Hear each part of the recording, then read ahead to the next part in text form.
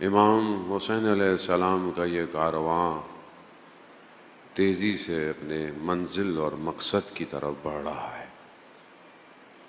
جیسا کہ آپ کی خدمت میں عرض یہی کیا کہ امام تک پہنچنے کے لیے امت کی ضرورت ہوتی ہے، اور امت جب تک اطاعت نہ کرے تو امت نہیں بن پاتی۔ بکھرے ہوئے لوگ، جماعتیں، قومیں، قبیلے، گروہ ہوتے ہیں، مگر جب سب سے بالا تر ہو جائیں تو پھر امت تشکیل پاتی ہے۔ اسلام امت کی دعوت دیتا ہے، وحدت کی دعوت دیتا ہے، چاہے آپ کسی بھی رنگ اور نسل سے ہوں، چاہے آپ کوئی بھی زبان بولتے ہوں۔ اسلام ہے ہی امنیت کا مذہب، امن دیتا ہے، سلامتی دیتا ہے، اور یہی کارواں ہے۔ مشکل ہمیشہ سے انسانیت کو ابلیس سے ہے۔ خدا کی بارگاہ میں فرصت مانگی کہ میں ان کو ورگلاؤں گا، میں ان کو اغوا بندوں کے۔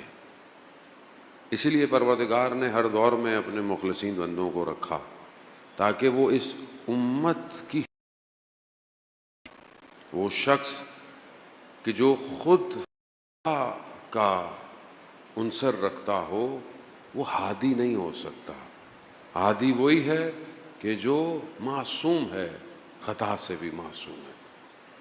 سید الشہداء نے امت کی اس غفلت کو جب دیکھا مسلمانوں کی، تو اپنے پورے وجود کو خدا کے لیے کربلا میں پیش کیا۔ دیکھنے کو ایک چھوٹی سی جگہ ہے، مکان کے حساب سے، تاریخ کے حساب سے، زمانے کے حساب سے 61 ہجری ہے، کچھ نہیں ہے وہاں، ایک بیاباں ہے، ایک دشت ہے، لیکن سید الشہداء نے اس ایک دشت کو ایسا آباد کیا کہ قیامت تک کے لوگ اس سے ہدایت پاتے رہیں گے۔ وہ صدا روز عاشوراء ختم نہیں ہوئی جو امام نے جو ہے وہ استغاثہ بولا، حل من ناصر، ہے کوئی میری مدد کرنے والا؟ قیامت تک یہ صدا گونجتی رہے گی، اور جو اس پہ لبیک کہے گا وہ اس کارواں میں شامل ہوتا رہے گا۔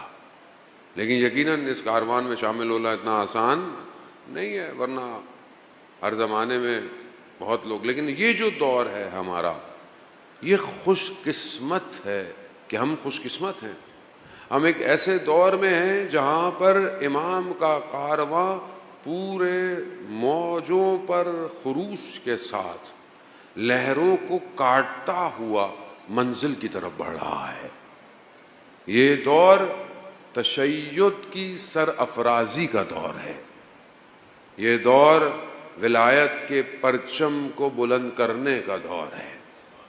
وہ ہم سے پہلے کتنے زمانے گزر گئے، کتنے، ہر بندے نے کوشش کی، ہر بندے نے اپنی سٹرگل کی، ہر بندے نے اپنا حصہ ڈالا، تبھی تو ہم یہاں پہنچے ہیں۔ اگر آج ہمارے آباء و اجداد نے محنت نہیں کی ہوتی تو آج ہم اس عزاداری کو نہ پاتے۔ ہر بندے نے قربانی دی، ہر شخص نے قربانی دی۔ کئی ملکوں میں جانا ہوتا ہے، وہاں لوگ کہتے ہیں مولانا صاحب یہاں پہ کوئی امام بارگاہ نہیں تھی، مسجد نہیں تھی، ہم گھر میں پروگرام کرتے تھے، ہم یوں کرتے تھے، کرتے کرتے کرتے کرتے آج کارواں بلند ہو گیا ہے۔ آج دنیا میں ہر جگہ حسین ہو رہا ہے، امام خود کارواں کو چلا رہے ہیں، اور صاحب کارواں غیبت کے پردے میں انتظار کر، خود اس کو لیڈ کر رہے ہیں۔ ہمیں نظر نہیں آتا، میں اپنی بات کر رہا ہوں، آپ مجھ سے بہتر ہیں۔ جو خود کو وہ بالکل ویسے ہی زندہ ہے جیسے ظہور میں زندہ ہوگا، وہ صبح شام وہی کام کر رہا ہے، اسے دشمن کا خوف، اسے جان کا خوف، اسے مال کا خوف، اسے اولاد کا خوف بالکل نہیں ہے۔ اس نے اپنے آپ کو اپنے امام پر قربان کر دیا ہے، اور جو امام پر قربان کر دے وہ دشمن اس کے سامنے کچھ بھی نہیں۔ مگر کربلا میں کتنے بڑے بڑے لشکر تھے، کتنی تعداد تھی، ادھر بھوک بھی تھی، ہم گھوڑے تھوڑے بھی کم، مگر کوئی شخص ایسا تھا کہ جس کانوں کو رہبر معظم کے لبوں پر رکھو.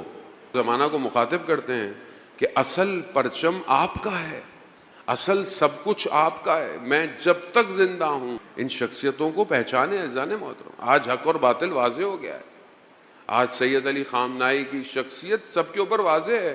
کوئی فرقہ واریت نہیں ہے، کوئی گروہ بندی نہیں ہے، ایک سسٹم ہے. مراجع تقلید سب کے الگ الگ، مگر ایک شخص جس نے اسلام کے پرچم کو اٹھایا ہوا ہے. ہر قوم کا کوئی نہ کوئی تو لیڈر یا رہبر ہے، چاہے آپ بوری ہوں، چاہے اسماعیلی ہوں، چاہے دوسرے ہوں، ہر مذہب کا کوئی نہ کوئی ہے. خوب یہ کیسے ہو سکتا ہے کہ جس کا مکتب نظام اور امام کی بات کرے ان کا کوئی لیڈر کوئی نہ ہو؟ یہ ضروری ہے کہ ہم بلا تفریق، چاہے وہ سنی ہو چاہے وہ شیعہ ہو، اگر تو کوئی اور ایسا ہے کہ جو ولایت علی ابن ابی طالب پر چلتا ہو، جو 12 امام کو مانتا ہو، جس سے دشمن گھبراتا ہو. اصل تو یہی ہے کہ آپ حق کو پہچانیں گے کیسے؟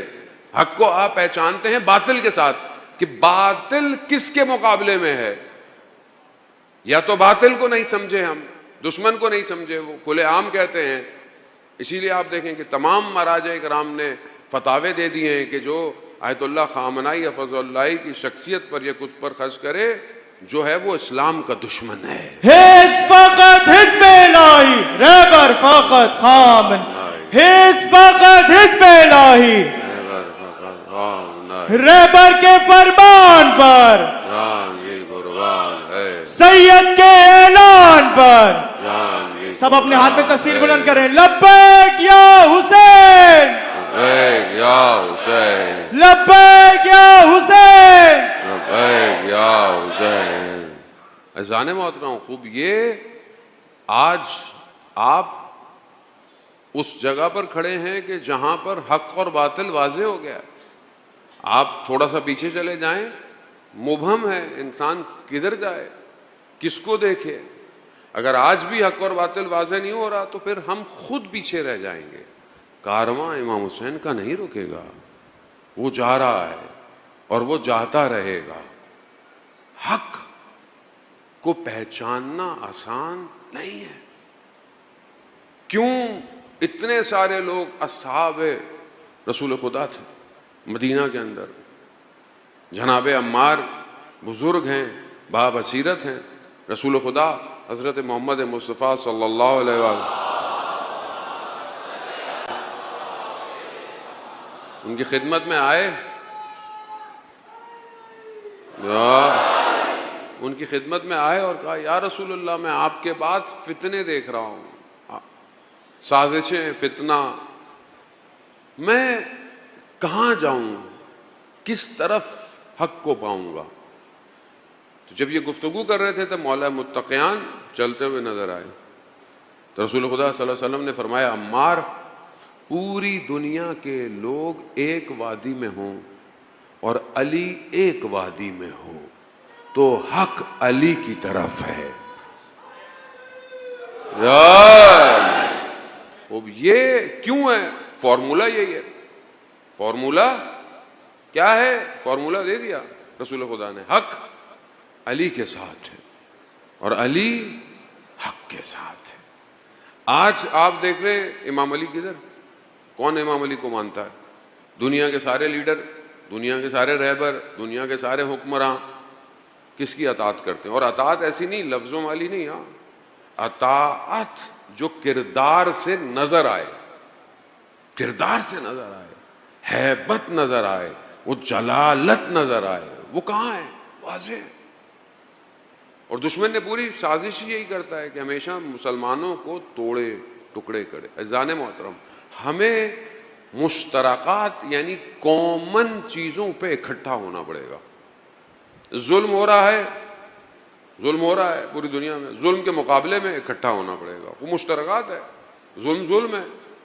فلسطین، غزہ، اس ٹائم سچویشن آپ کے سامنے ہے پوری دنیا پر. مشترکات اللہ، رسول، قرآن اور ولایت کو ہر کوئی جتنا بھی اپنے درجے کے حساب سے مانتا ہے مانے.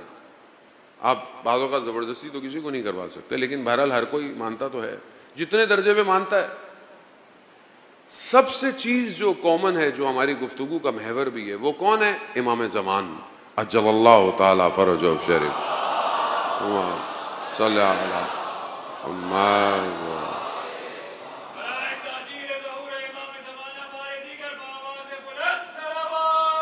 اللہم صلی علی محمد۔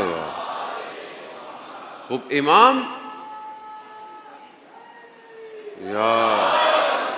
امام ہر مکتب میں لوگ ان کا انتظار کر رہے ہیں۔ میں نے آپ کو 2-3 دن بحث کی کہ انسان اضطراب، مضطرب، دعا کی اجابت، اور بہرحال پھر امام کی خصوصیات۔ بہرحال آپ کی خدمت میں احادیث روایات لے کر آیا کہ ہم امام کو پہچانیں۔ امام کو پہچاننا بہت ضروری ہے کہ ہم یہ دیکھیں کہ کس مکتب میں امام جو ہے وہ کس طرف دعوت دے رہا ہے۔ جتنے بھی مکاتب ہیں، جتنے بھی سارے مکتب ہیں، سب ایک منجی کا انتظار کر رہے ہیں، نجات دینے والے کا انتظار ہے۔ ہر مکتب، جتنے زندہ مکتب ہیں، چاہے وہ بدھسٹ ہوں، چاہے وہ کرسچن ہوں، چاہے وہ زرتشت ہوں، چاہے وہ یہودی ہوں، مسلمان تو ویسے ہی انتظار کر رہے ہیں۔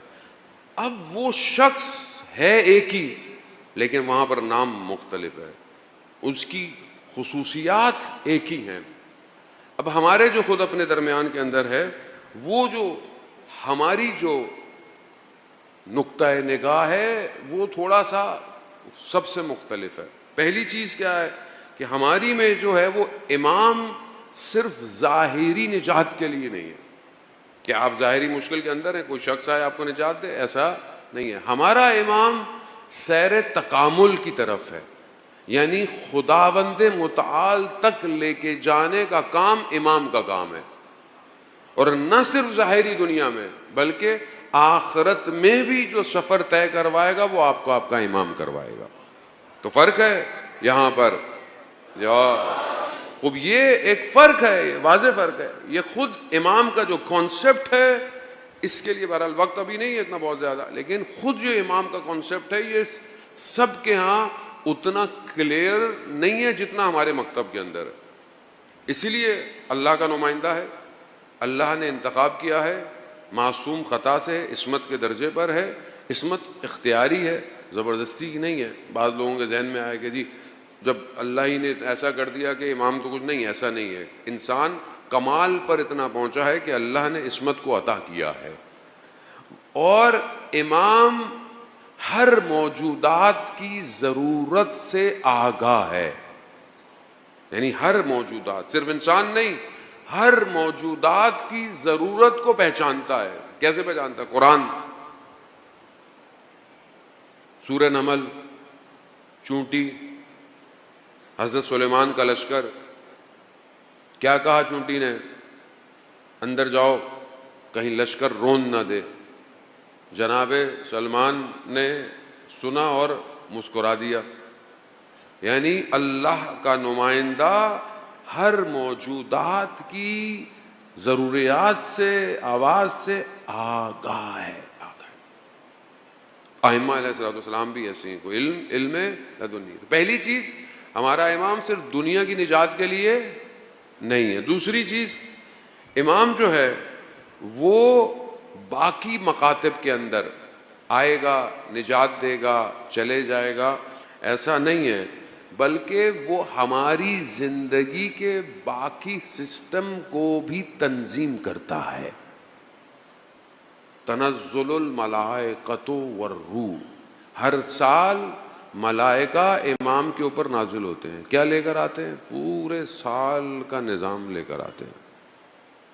یعنی یہ ہمارا ایمان ہے کہ ہمارے پاس پورے سال میں جو ہونے والا ہے وہ امام کے آگے حاضر ہوتا ہے۔ رزق کس کا کتنا ملے گا، کون کتنا زندہ رہے گا، کون پیدا ہوگا، کون دنیا جائے گا، یہ سارا جو سسٹم ہے یہ امام کے پاس پیش ہوتا ہے۔ فرق۔ تیسرا، دوسرے لوگوں کے ہاں، خاص طور پہ اہل سنت ہمارے برادران کے ہاں، کہ امام جو ہیں وہ پیدا ہوں گے اور دنیا کو عدالت سے بھریں گے، جبکہ ہمارے ہاں ایسا نہیں ہے۔ ہم کیا کہتے ہیں کہ ہمارا امام زندہ ہے، حی ہے، غیبت کے پردے کے۔ اب یہ تقریباً 300 قرآن کی آیات ہیں جو امام زمانہ پر ہیں، اور تقریباً کچھ ہزاروں کی تعداد میں جو ہے وہ، اگر میں غلطی نہ کروں تو 3-4 ہزار احادیث اور روایات ہیں جو امام مہدی اجل اللہ تعالیٰ فرجہ شریف پر ہیں۔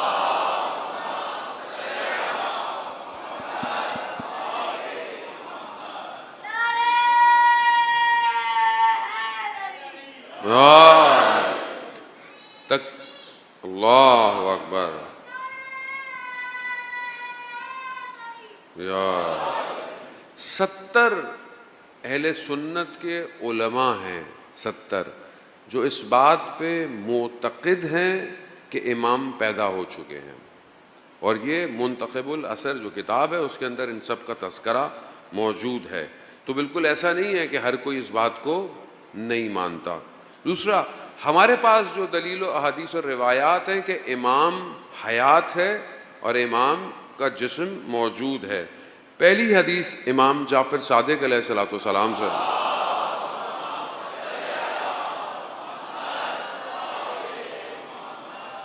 امام فرماتے ہیں کہ جو صاحب ہے، یعنی جو صاحب این امر ہے، یعنی جو امام ہے، وہ لوگوں کے درمیان میں چلتا ہے، یتردد بینہم، یعنی چلتا پھرتا ہے، اور قدم بازاروں میں رکھتا ہے، اور ہر ان کے گھروں کے آس پاس گزرتا ہے۔ کس کی حدیث ہے؟ امام جعفر صادق علیہ السلام خود فرماتے ہیں کہ یہ امام ہم لوگوں کے درمیان میں امام گزرتا ہے۔ اسی طرح جو ہے وہ امام رضا علیہ الصلوۃ والسلام ارشاد فرماتے ہیں،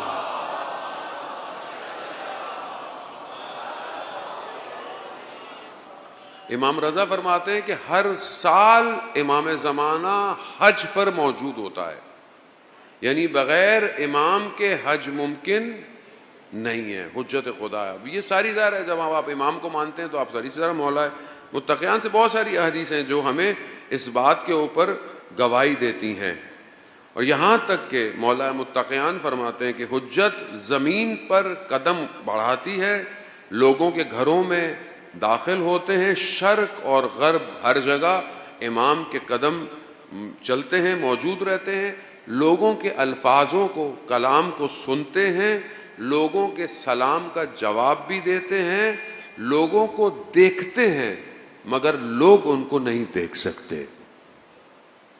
اور جب حدیث و روایات ایسی بھی ہیں کہ جہاں پر انسان امام کو دیکھتا ہے مگر امام کو پہچانتا نہیں ہے۔ اور زان محترم، خوب کیونکہ زمانہ ایسا آ گیا ہے کہ اب ہمارے لیے بہت ضروری ہے کہ ہم ان چیزوں کو اپنے اعتقاد کے ساتھ عمل میں لے کر آئیں۔ یہ باتیں، حدیثیں، روایات آپ نے پہلے بھی سنی ہوں گی، کوئی نئی حدیثیں نہیں ہیں، لیکن کیا یہ حدیث میری زندگی میں پریکٹیکل ہے یا نہیں ہے؟ مثال کے طور پر اگر مجھے پتا ہے کہ میرا امام مجھے دیکھ رہا ہے، امام کے پاس میرا عمل پہنچ رہا ہے، تو کیا میرے عمل میں فرق آ رہا ہے کہ نہیں آ رہا؟ میرا عمل مجھے بہتر کر رہا ہے یا نہیں کر رہا؟